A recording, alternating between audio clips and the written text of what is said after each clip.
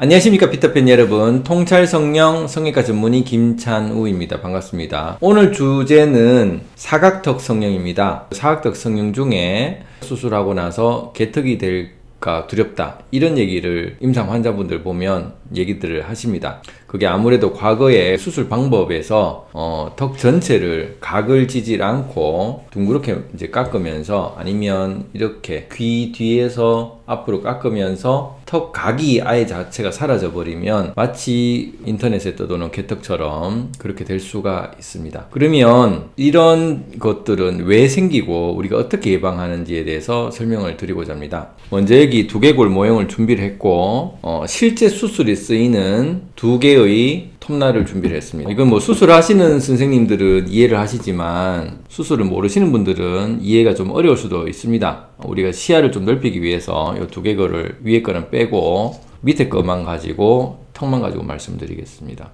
수술할 때 누워있죠. 그래서 턱이 이렇게 되어 있습니다.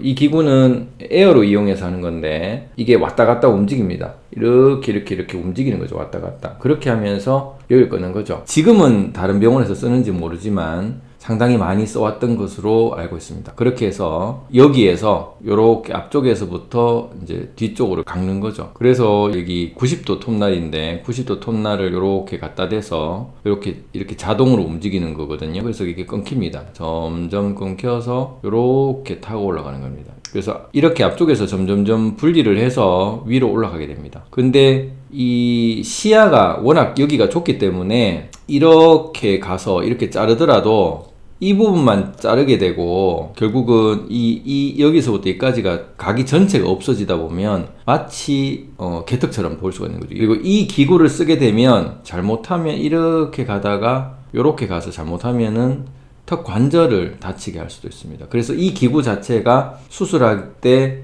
흔히 만들 수 있는 실수 중에 하나가 턱 관절을 다치든지 개턱을 만들든지, 그래서 이 기구 자체가 그렇게 만들기가 쉬운 기구입니다. 그래서 저는 앞에 이 기구를 쓰지 않고 90도 날이 아닌 일자날로 된 걸 쓰는데, 이게 좋은 장점은 이렇게 올라가기가 힘듭니다. 각도를 이렇게 넣을 수가 없거든요. 그리고 턱 끝까지 다 자르는 경우가 많기 때문에 여기서부터 이렇게 일자로 자르는 게 사각턱만 자르는 게 아니라 턱 끝까지 자르기도 하고, 또 사각턱만 하더라도 여기서부터 여기까지만 자르기 때문에 이게 위로 올라가는 경우는 없다는 거예요. 왜냐면 위로 올라가려면 이렇게 돼야 되는데 입안에서 여기가 내려갈 수가 없다는 거죠. 기구 자체가 입안에 살이 있지 않습니까? 그래서 살이 있기 때문에 내려갈 수 없기 때문에 사각턱을 개턱으로 만드는 걸 이 기구 자체가 방지를 할 수 있다라는 것입니다. 그래서 저는 이거를 쓰면 생길 수가 없는 건데, 보통 개턱에서 했다는 것은 아까 전에 얘기했던 90도 톱날로 썼을 가능성이 많다. 각이 있어야지 사람 모양을 하기 때문에 이렇게 자르면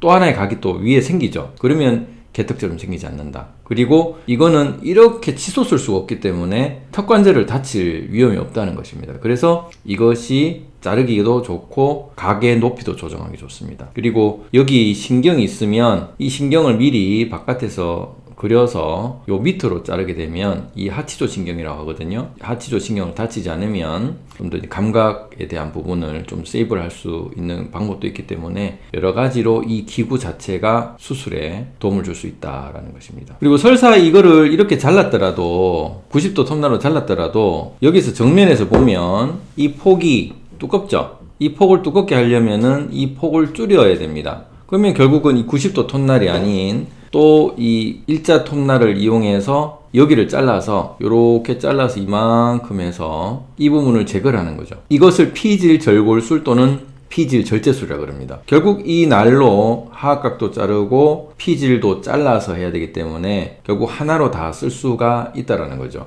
오늘 어떠셨습니까? 오늘은 수술 방법에 대한 걸 좀 더 자세하게 얘기 드렸고, 수술 기구에 대한 선택 자체도 합병증을 또 만들 수 있는 부분이 있기 때문에 어떤 수술 기구를 쓰냐에 따라서도 턱 모양이 좀 더 자연스럽게 나올 수도 있고, 아니면 턱 모양이 부자연스럽다든지 턱 관절을 다칠 수 있는 그런 2차 합병증까지 올 수도 있다는 사실을 아시고, 그런 것은 의사가 선택하는 부분이긴 하지만 이런 부분들을 이제 환자분들이 안다면 어떤 톱날을 쓰는지도 물어볼 수도 있다는 것이죠. 그래서 이런 부분들이 이제 어떤 수술 기구를 쓰느냐 이런 부분들도 턱 결과에 상당히 영향을 미칠 수 있다. 이런 부분에 대해서 오늘 설명을 드렸습니다. 감사합니다.